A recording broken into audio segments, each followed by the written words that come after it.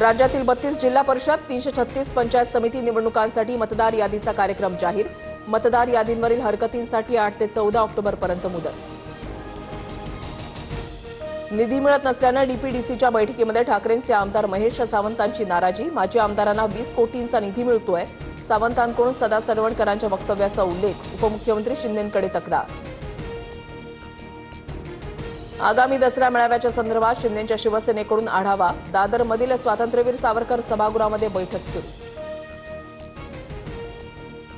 राधाकृष्ण विखेंच्या अध्यक्षतेखाली नेमलेल्या साईबाबा संस्थांच्या समितीला स्थगिती। अनेक वर्षांपासून संस्थांचा कारभार त्रिसदस्यीय समितीकडे। 6 सदस्यीय समिती नेमणुकीसाठी सरकारनं उच्च न्यायालयामध्ये केली होती शिफारस।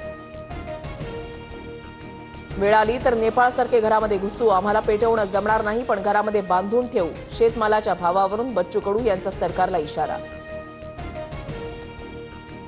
मंगळवारी रात्री झालेल्या मुसळधार पावसामुळे कोलकातामध्ये पूर, 7 जणांचा मृत्यू, रस्ते 3 फूट पाण्याखाली बुडाले। विमान आणि मेट्रो सेवांवर परिणाम, हावडामध्ये रेल्वे ट्रॅक पाण्याखाली। अभिनेता शाहरुख खानला पहिल्यांदा सर्वोत्कृष्ट अभिनेत्याचा पुरस्कार। जवान चित्रपटासाठी शाहरुखला सर्वोत्कृष्ट अभिनेत्याचा राष्ट्रीय चित्रपट पुरस्कार।